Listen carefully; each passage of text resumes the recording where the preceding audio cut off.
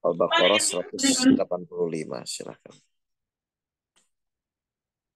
Surat Al-Baqarah ayat 185.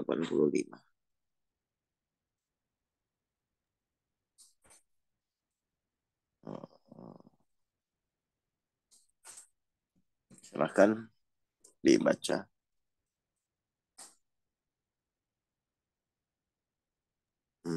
Oke, Bismillahirrahmanirrahim. Bulan Ramadan bulan yang di dalamnya diturunkan Al-Quran sebagai petunjuk bagi manusia dan penjelasan-penjelasan mengenai petunjuk itu dan pembeda antara yang benar dan yang batil.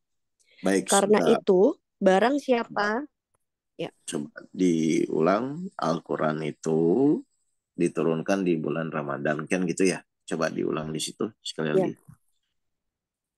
bulan Ramadan adalah bulan yang di dalamnya diturunkan Al-Quran sebagai petunjuk bagi manusia dan penjelasan-penjelasan mengenai petunjuk itu dan pembeda Selang, antara yang benar dan yang selang. batil.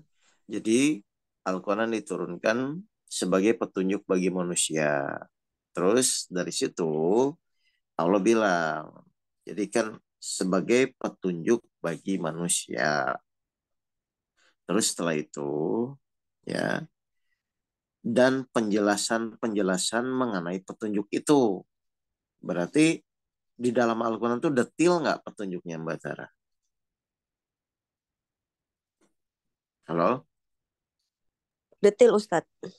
Karena setelah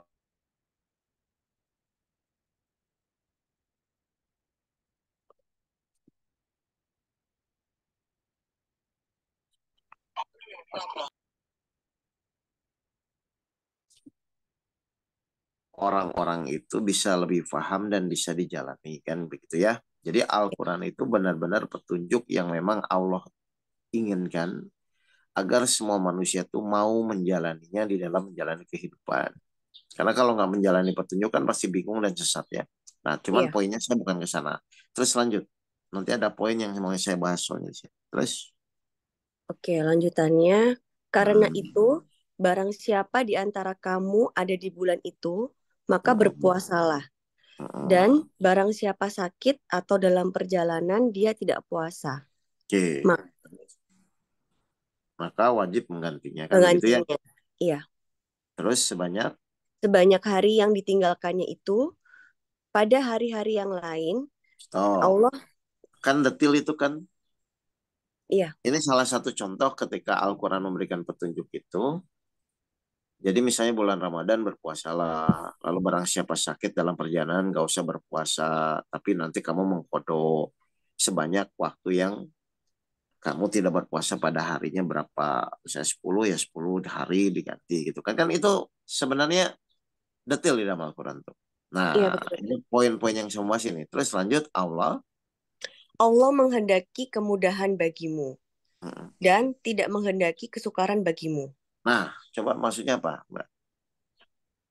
Jadi sebenarnya Allah itu inginnya mudah, kasih kita kemudahan aja, Tat. Hmm. Dan Allah Berarti nggak ingin kita Allah, susah. ya, berarti Allah saja yang ngasih ujian, ya, yang akan menyelesaikan, menginginkan kita tuh dimudahkan kan, tidak usah mengalami kesulitan kan. Betul. Tapi kenyataannya orang malah kadang-kadang nggak yakin apa yang Allah sampaikan gitu loh. Kan ini lucu. Mm-mm. Jadi kalau sekarang Bapak Ibu menjalani gitu, terus merasa sulit, merasa bingung dengan apa yang dijalani. Padahal di sini Allah sendiri ingin memudahkan kita, ingin agar kita tuh dalam menjalani suatu urusan itu tidak merasa kesulitan, kan begitu sebenarnya. Iya, betul. Ya harusnya kita tuh lebih percaya pikiran kita atau lebih percaya pikiran Allah. Oke, Pak Eko aja ya.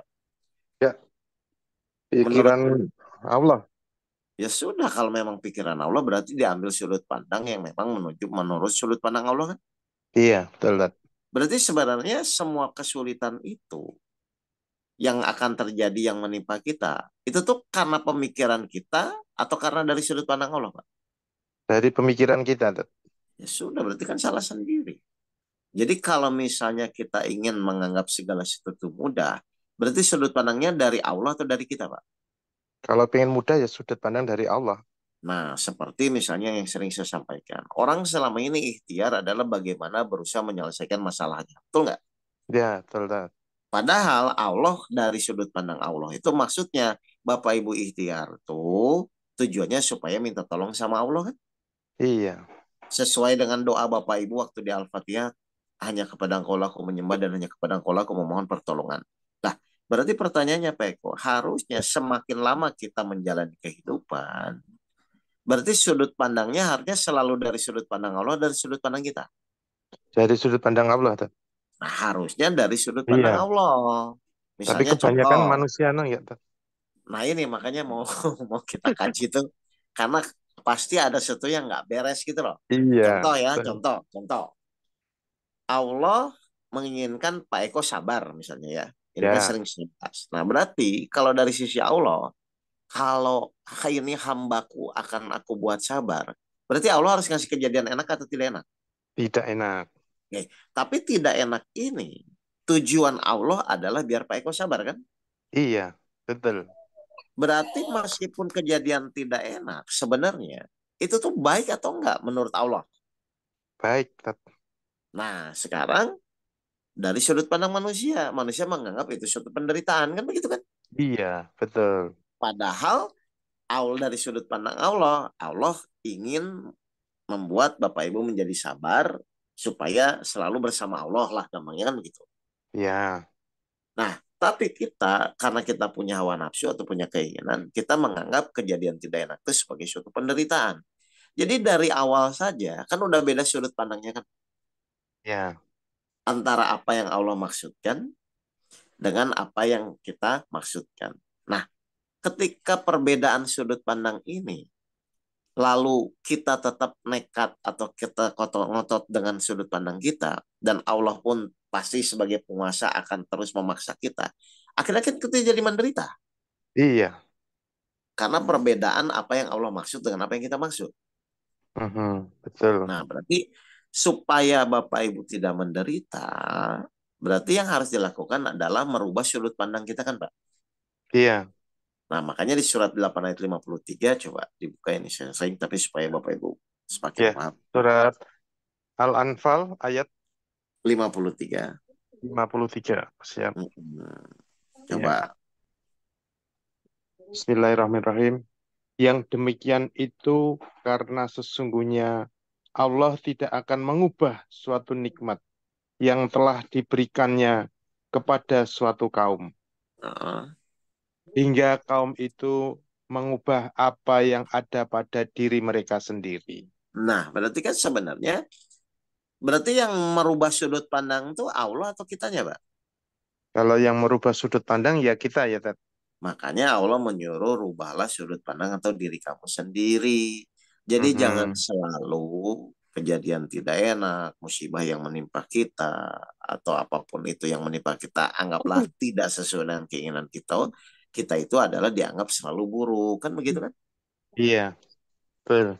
Nah, di sini makanya kalau misalnya sudut pandang kita sudah berubah menyesuaikan dengan apa yang Allah maksud, dengan apa yang Allah inginkan, seperti tadi bahwa Allah menyukai kemudahan bagimu dan tidak menyukai kesulitan. Berarti kan sebenarnya Allah pun ingin dalam menjalani sesuatu kita tuh dipermudah, kan gitu kan, Pak? Iya, Kalau iya. diceritain misalnya kalau di bulan Ramadan kita sakit, ya udah kamu nggak usah puasa, tapi nanti diganti di bulan yang lainnya. Berarti kan itu sebenarnya Hmm. memudah. Berarti Iya, apapun misalnya yang kita hadapi pun kan harusnya dimudahkan, Pak. iya. Cuma kadang-kadang kalau manusia berpikirnya dengan pemikirannya sendiri, menganggap kok begini ya hidup saya. Padahal Allah juga Mhm. nggak punya niatan apapun begitu, gitu. Tapi Iya. kenyataannya ternyata orang banyak terjebak dengan hal-hal yang menurut pikirannya, ini menurut pikirannya ya, dan sudut Iya. pandangnya itu adalah suatu penderitaan. Padahal salah besar kalau kehidupan ini dianggap penderitaan. Karena Allah sendiri menginginkan kita hidup ternyata bahagia dan hidup dalam kemudahan.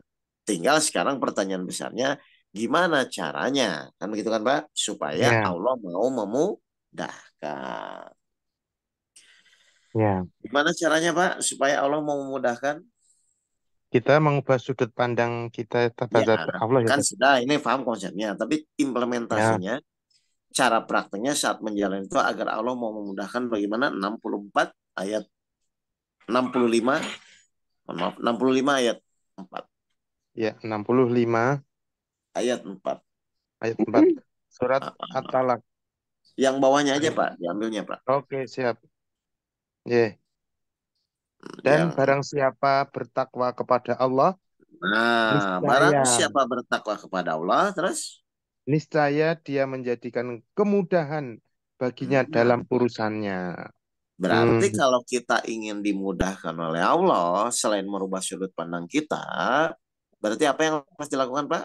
Ber kita bertakwa kepada Allah. Secara umum dari dulu kita paham ya, takwa itu taat. Kalau enggak artinya itu kan menjalankan perintahnya, jauhi larangannya kan gitu ya, Pak ya. Ya, betul. Nah, sekarang saya sama dari teori bagaimana kita harus bisa mengimplementasikan itu kan. Ya, Baik. Bertakwa itu surat Al-Baqarah ayat 2 dan ayat 3 aja lah. Saya mau ambil satu ya, poin aja biar kita ya. paham. Ayat 2, kitab Mm-mm. Al-Quran ini tidak ada keraguan padanya. Petunjuk bagi mereka yang bertakwa. Jadi petunjuk itu untuk mempermudah atau mempersulit, Pak? Mempermudah untuk takwa. Ya, Tad. Oke. Jadi yang namanya petunjuk itu adalah mempermudah apapun yang kita lakukan. Kan gitu Pak Enrico ya? Ya, ya, Kayak Pak Eko misalnya nggak bisa buat kue, tapi tiba-tiba ada resep, ada petunjuknya, caranya. Berarti kan mempermudah kan Pak ya? ya, betul, betul. Makanya orang bertakwa itu pasti dipermudah. Jelas ya? Ya, Oke, sekarang berarti satu kita harus bertakwa. Nah, saya ngambil poin satunya aja di ayat tiganya apa Pak? Bertakwa itu. ya. Yaitu mereka yang beriman kepada yang gaib, Baik, mereka melaksanakan sholat. udah satu aja, satu aja. Yang Ya, itu oke. yaitu mereka yang beriman kepada yang goib. Nah, sekarang tolong dijawab Pak. Yaitu mereka yang beriman kepada yang goib. Goib kan tahu kan semua Bapak Ibu? Pak Eko Ya, tahu gue. sesuatu yang belum tahu kejadiannya. Ya, sesuatu yang belum kita ketahui. Contoh Gaib. misalnya masa depan, besok. Besok tahu nggak Pak Ya, Eko? nggak tahu. Berarti besok itu goib atau nyata? Gaib. Oke, jadi kalau Pak Eko berarti di dalam menjalani hidup ini pasti kita akan mengalami hal yang goib dan hal yang nyata. Betul Pak? Ya, Kayak betul. kita belajar beragama Islam kan ada rukun Islam yang nyata tuh. Syahadat, puasa, zakat, naik haji. Mhm. Pun iman, yaitu goib bisa Ya, malaikat, betul? ya, Allah. ya, Jadi goib itu adalah sesuatu yang belum kita ketahui. ya, Paham nih? Oke. ya, ya. Tad. Kalau sudah diketahui jadi goib atau nyata? Kalau sudah diketahui jadi nyata. Oke. Nah, sekarang pertanyaan saya. Kalau nanti Pak Eko berhadapan dengan sesuatu yang belum Pak Eko ketahui, Ya, ya, menurut Al-Baqarah ayat 3 ini, kita disuruh yakin atau disuruh berpikir. yakin. Makanya Beriman kepada beriman yang gaib. kepada Eko. Iman. Berarti meskipun Pak Eko nggak tahu apa yang terjadi ke depan, meskipun Ya. Pak Eko nggak tahu apa yang terjadi besok, Mhm. berarti Pak Eko disuruh mikir atau disuruh yakin? Yakin aja pokoknya. Oke, suruh yakin ya. Nah, Ya, tolong dijawab Pak Eko. Pak Eko pas diberikan masalah, itu tuh sudah tahu belum solusinya? belum. Nah, kalau memang Pak Eko belum tahu solusinya, berarti solusi itu goib atau tidak? Gaib. Ya, Berarti kita disuruh yakin atau disuruh mikir? harusnya yakin. Nah, tapi kenyataannya orang malah mikir kan? Iya. Mikir Itu. yang belum diketahui. Kira-kira pusing Betul. atau tenang tuh? Wah, tambah pusing, Tad. Pusing, ngapain mikir yang belum diketahui kan? Iya, iya. Kan Nah, sok jadi di tahu. sini, iya, makanya di sinilah salah satu kesalahan manusia. Padahal Betul. Allah sudah bilang, kalau Bapak Ibu berhadapan dengan sesuatu yang belum diketahui, tapi memang Allah berjanji gitu kan. Misalnya kayak Allah berjanji akan menolong kita, Allah berjanji setiap kesulitan akan ada kemudahan, bahwa bahkan Allah berjanji bahwa manusia tuh Allah tuh inginnya selalu dalam kemudahan, kan gitu kan? Iya. Berarti meskipun terlihat sulit di dalam menjalani hidup, harusnya Pak Eko lebih fokus kepada kesulitan atau tetap yakin bahwa Allah akan memberikan kemudahan. Yakin bahwa Allah akan memberikan kemudahan. Nah, itu salah satu ciri orang bertakwa. Jadi Hmm, meskipun dia tidak tahu, tapi dia tetap beriman kepada yang goib, meyakini sesuatu, dan dia yakin Allah pasti akan membukakan jalan keluar. Kan gitu sebenarnya poinnya. iya, betul. Nah, jadi kita harus mengerti ini ya Bapak Ibu ya. Ternyata salah satu caranya Allah memudahkan segala sesuatu berarti kita harus bertakwa. Dan salah satu syarat bertakwa itu adalah meyakini sesuatu meskipun kita tidak tahu apa yang terjadi ke depan. Nah, misalnya hari esok itu, ya, besok itu goib atau nyata? Oh, Oke, Pak Eko disuruh yakin tentang besok. Yakin apanya, Pak? Ayo, nah ini pertanyaan. ya, yakin bahwa eh terhadap Allah ya, Tat?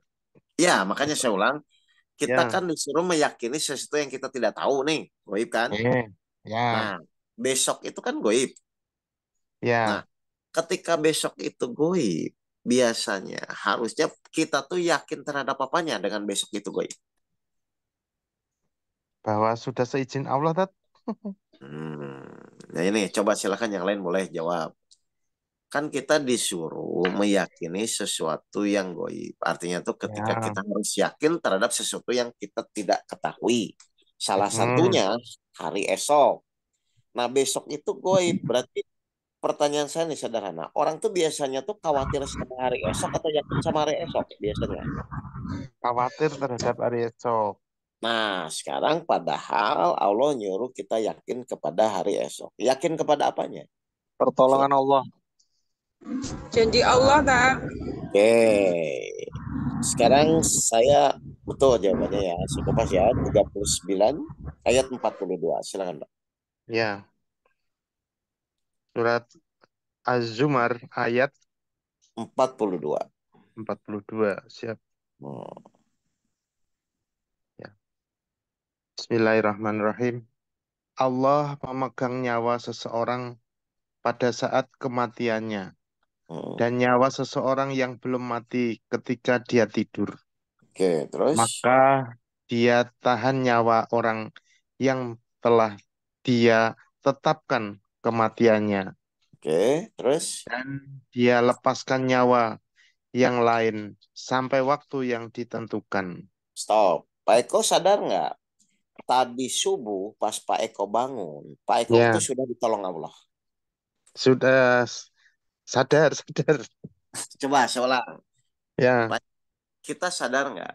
Tadi subuh kita bangun itu karena pertolongan Allah. betul. Apa Yakin. pertolongan Allahnya, Pak? Telah mengembalikan nyawa saya ketika Nah, tidur. nah, Hmm, harusnya Bapak Ibu tuh sadar, setiap kita bangun itu, sebenarnya kan itu pertolongan Allah kan, Pak? iya, Nah, pertanyaan kedua kalau begitu, kalau setiap hari itu kita selalu ditolong Allah, harusnya kita masih mikir atau sudah yakin saja pasti Allah nolong. yakin. Nah, terus kenapa orang masih khawatir? Kenapa orang masih bingung? Kan setiap hari itu kita ditolong Allah. Coba kalau misalnya Pak Eko besok tidur terus Allah nggak nolong, nggak ngambil lagi atau nggak masukin lagi nyawa ke Pak Eko, boleh nggak Allah misalnya nggak masukin nyawa Pak Eko lagi? Boleh. Nah, berarti ketika kita bangun itu kan karena pertolongan Allah kan Pak? Iya, Nah, cuman pertanyaan saya, selama ini itu kita sadar nggak bahwa tiap hari pun Allah nolong kita? Itu masalahnya. nggak sadar kebanyakan orang tuh. Makanya. Loh, padahal maksudnya, kenapa kita harus menyadari bahwa setiap hari Allah tuh nolong kita? Supaya kita tuh semakin yakin bahwa apapun masalahnya, insya Allah akan dimudahkan Allah dengan pertolongannya. Kan begitu harusnya. Iya, Bukan betul. pagi bangun, pusing lagi, bingung lagi. Hmm, Padahal saat Bapak Ibu bangun pun Allah tuh sudah menolong. Harusnya kalau Bapak Ibu sudah yakin pas bangun tuh Allah sudah menolong, iya ya, apa yang dikhawatirkan? Allah pasti nolong lagi gitu loh. Nah, keyakinan ini yang harus Bapak Ibu mulai tumbuhkan. Jadi semua kehidupan yang Bapak Ibu jalani, kalau Allah nggak nolong kan nggak akan bisa. Iya. Makanya kalau kita selalu dari sudut pandang Allah, pasti akan selalu iya ya, pasti mudah, pasti enak, dan pasti akan segala sesuatu akan lebih gampang di dalam menyelesaikannya. Karena sadar tidak sadar pun selama ini Bapak Ibu tuh tiap hari ditolong Allah. Cuman ada yang menyadari, ada yang tidak. Nah, kita diskusi hari ini tuh, ayo kita sadar setiap hari itu Allah membangunkan kita. Allah memasukkan lagi ruh kita atau nyawa kita ke dalam jasad kita.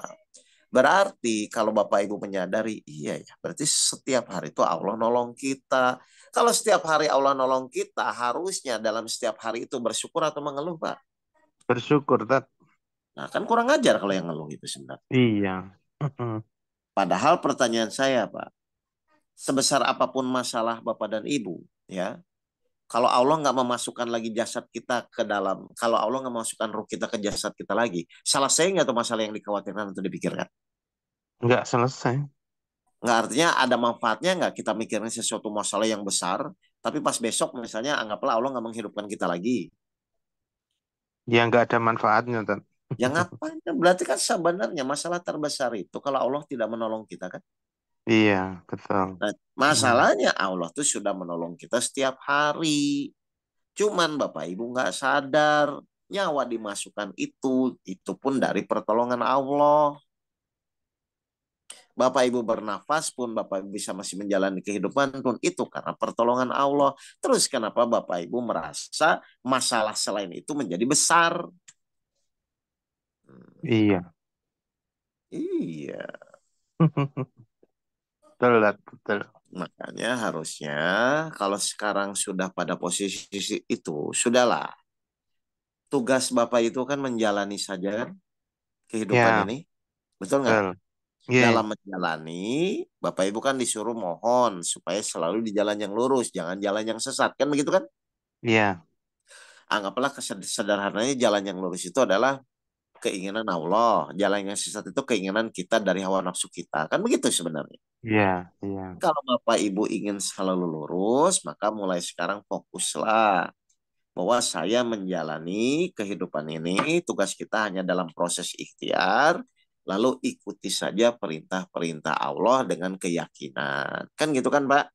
Iya, betul, Tat. Bapak Ibu mau mikir masalah seberat apapun, coba Pak Eko jawab ya. Ya, Kita mau memikirkan Allah, memikirkan masalah seberat apapun. Benar nggak ujung-ujungnya tetap Allah yang menolong? benar, Tat. Berarti yang menyelesaikan siapa? Allah. Nah, terus kenapa Bapak Ibu merasa berat? Karena masalahnya nggak selesai-selesai. Karena Bapak Ibu fokusnya bukan pada keinginan Allah, tapi Iya, hanya keinginannya sendiri, kan begitu kan? sendiri. Iya. Padahal tugas Bapak Ibu tuh menjalani masalah. Tugas Allah nanti menyelesaikan. Bagaimana supaya Allah menyelesaikan? Di jalan yang lurus. Bagaimana cara salah satunya di jalan yang lurus? Beriman kepada yang goib. Apa itu beriman kepada yang goib? Yakin meskipun kita belum tahu kapan masalah itu selesai, tapi kita yakin Allah pasti akan menyelesaikan. Nah, keyakinan itulah yang akan membuat permasalahan Bapak Ibu terselesaikan. Tapi kalau Bapak Ibu muter lagi, muter lagi, muter lagi dengan permasalahan itu, seakan-akan nggak ada pertolongan Allah, itu yang menjadi masalahnya. Karena Hmm. apa? Karena Allah menolong itu sesuai keyakinan atau praduga prasangka hambanya. Semakin yakin Allah akan menolong, maka itu yang akan terjadi. Dan Allah akan membuktikan apa yang sudah dijanjikan di dalam ayat-ayat Al-Quran. Jelas, Pak Eko ini? Ya, ya, Jadi tidak ada sesuatu yang sulit, ya, tidak ada sesuatu yang sulit, masalah yang besar kalau Allah menolong. menolong. Cuman tinggal pertanyaannya dibalik saja. Menurut Bapak Ibu sekarang ini, Bapak Ibu tuh layak nggak ditolong Allah? Misalnya kerjanya cuma mengeluh, pusing, Hmm, gitu kan, ya, sedih. Nah kalau begitu layak nggak Pak? nggak layak, Tat. Sudah berarti Bapak Ibu rubah sikapnya, merubah diri sendiri agar layak ditolong Allah. Kan begitu harusnya kan Pak? Iya, iya. Jadi segala sesuatu yang menurut Bapak Ibu sulit itu mudah bagi Allah. Contoh Pak, silakan. Surat 19 ayat 9 dan ayat 8 dan ayat 9. Ya, surat 19, surat Maryam, ayat 8 dan ayat 9. Bismillahirrahmanirrahim. Dia, Zakaria berkata, "Ya Tuhanku, bagaimana aku akan mempunyai anak, padahal istriku seorang yang mandul, dan aku sendiri sesungguhnya sudah mencapai usia yang sangat tua." Nah, benar nggak ini secara umum Pak? Iya, Ya kan, Nabi Zakaria sudah tua, istrinya juga dia mandul, mandul. gimana punya anak? Lah Berarti iya, ini Nabi Zakaria dari sudut pandang siapa? keinginan nafsunya. Dari sudut pandang dirinya kan? Iya, Nah, manusia juga begitu kan, membatasi pemikirannya kan? iya, Mana mungkin masalah mungkin saya saja. besar, sakit saya kan gitu kan? Udah divonis Iya, dokter, benar betul. nggak?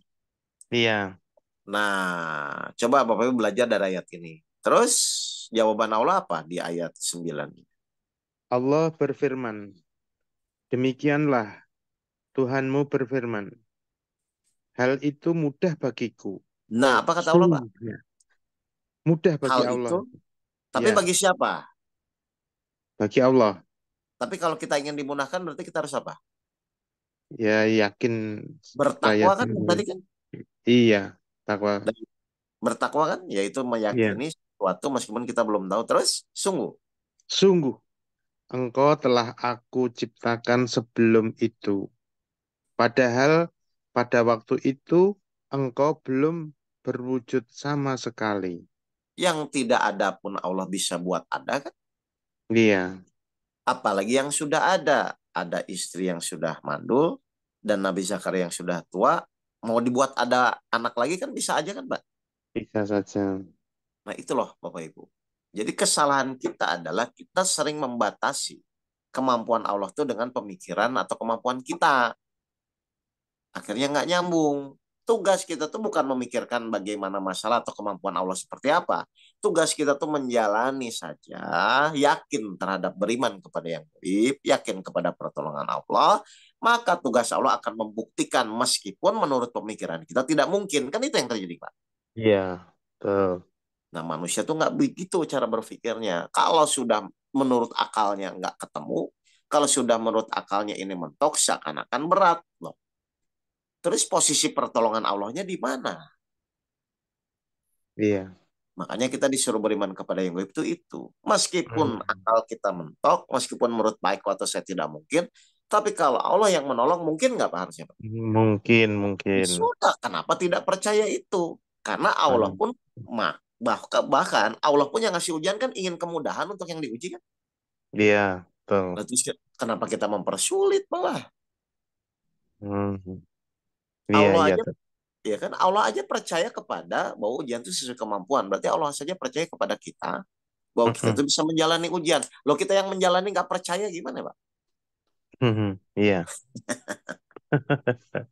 Iya, iya. Makanya Nah, ikut kajian dadakan terus ya ternyata biar dicas terus. ya artinya itu kan banyak cara orang salah berpikir. Nah, salah satu salahnya orang berpikir kan pas bangun tidur tidak merasa Allah menolong kan Pak? Kan itu Nah, itu masalahnya. kebanyakan. Nah, itu kan apa namanya sudah rutinitas. Jadi kalau tidur ya bangun sudah. Iya. Padahal Mereka. maksudnya tuh supaya kita sadar itu biar kita semakin yakin iya ya. Kemarin saya Mhm. ditolong Allah, sekarang saya ditolong Allah, besok pun ya pasti ditolong Allah selama kita masih hidup kan. Hidup ya. Ya apa? Hmm. Selama kita masih bangun berarti kan Allah menolong kita sebenarnya. Iya. Nah, jelas Bapak Ibu sekalian ini Ya. Eko? Ya. Terima Baik, kasih. ada pertanyaan? Kalau tidak ada pertanyaan itu dulu saya seperti biasa nanti saya Ya. rekamannya saya share ya. Ya. Siap. Baik, mari kita tutup dengan bacaan alhamdulillah bersama-sama. Assalamualaikum Alhamdulillahirrahmanirrahim. Terima kasih Bapak Ibu sekalian. Ya. Assalamualaikum warahmatullahi wabarakatuh. Waalaikumsalam warahmatullahi wabarakatuh.